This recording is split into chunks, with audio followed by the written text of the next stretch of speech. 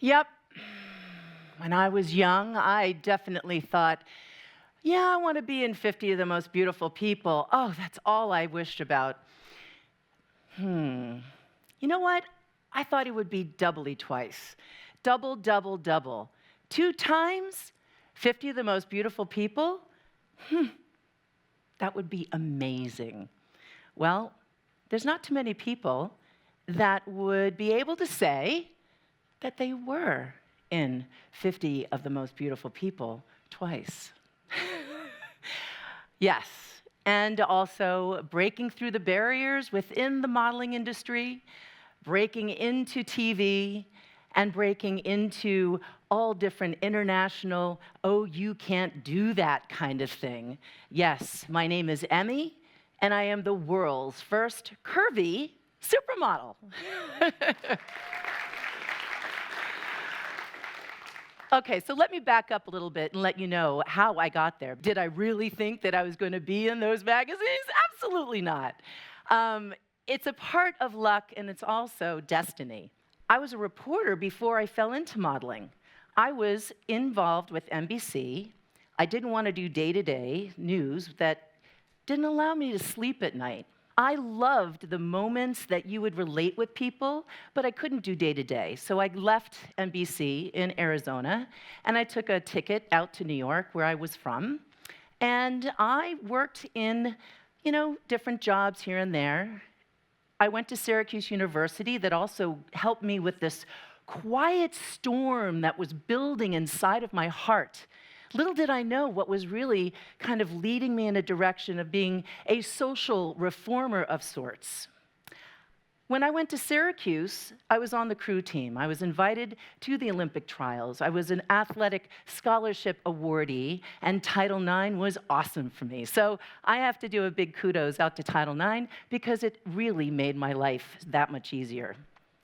So here I am coming back to New York after being a reporter, and I'm selling real estate.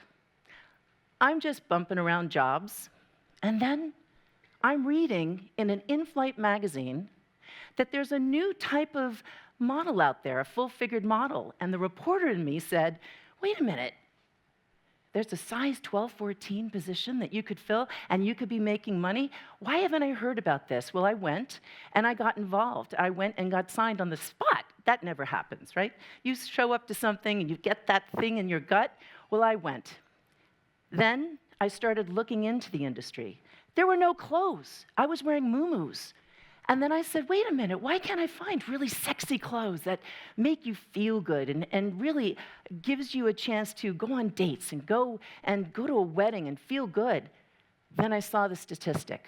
100 million women are in this country alone, size 12 and above. And then I dug a little farther, and it got even deeper.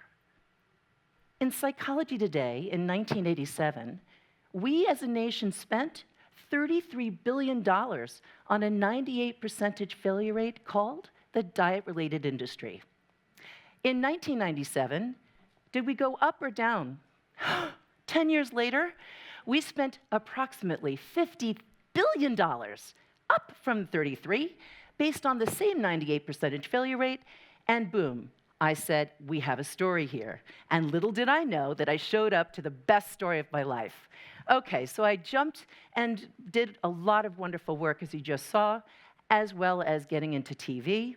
I was a host of the first reality show. We had to beg, borrow, and steal and have people come, and we gave them every single opportunity. No one wanted to say they didn't know how to get dressed, but my team and I, we got people into clothes looking great, and here comes the whole revolution with everyone getting into fashion. Speed up a few more years. I'm in clothing lines. I'm doing a bunch of different things. You never know when you're about to step out of the box. You never know when that moment calls you, but I'll tell you, when those moments call you to say, do something different, do something that no one has ever done, do that thing that calls your heart. Make sure that you do it, because you don't want to not do it, because then you're going to go down this other road, and it's going to be very, very difficult, because your destiny is calling you. Here we are, 2013, and I woke up from a dream, and it said, create fashion for all. go back to your university and have them do fashion for all. Well, how do you do that?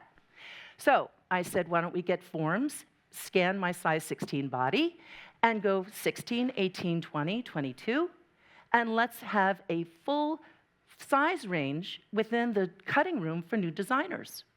So now at Syracuse University and now at other colleges around the world, people are starting to think in a global fashion way how to see a new face in fashion. Fashion designers graduated year after year after year, working only on size 2, 4, and 6 forms.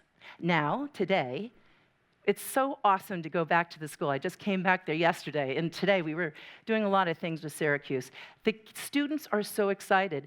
We just saw a whole array of new projects with paper and tinfoil and all this on size 2 up to size 22, where you would only see it up to size 6. So now these designers are going to be graduating, very, very much in demand, to be able to go into the fashion community and saying, why not? Why can't we serve that 100 million women? And if we are in an economic really downturn, why aren't we doing this? Why aren't we serving a demand that is so great? Why aren't we supplying that chain? And that just happened to be because I was that curious reporter wondering what the heck is the next thing that I'm going to be doing. Yes, I'm going to be doing clothing lines. Yes, I'm going to be getting involved in TV again. Yes, I'm going to be doing different things. But what is that one thing that was going to make me really sleep well at night, really engage a community around why not? So here we have the university, the Syracuse University. Wolf Form stepped up and donated $50,000. Amazing. You know, you'd never think, how is this going to happen? Open your hearts. Find out what your moment to serve. So Nicole is our winner. I told them, I'll wear your clothes, I'll wear whatever you design. We'll go into one magazine, Italian Vogue, WWD, Australian TV, the Daily Mail.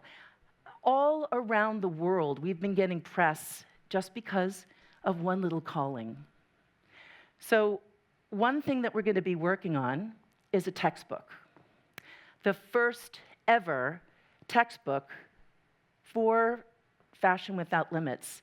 And there are universities all around the United States with their own design programs, thinking out of the box, thinking for the next new bright idea.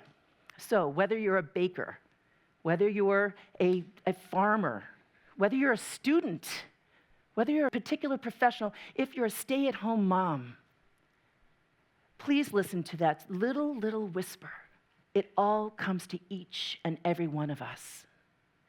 How will you make that global impact? And first and foremost, start with yourself, and then let it go from there. Thank you so much.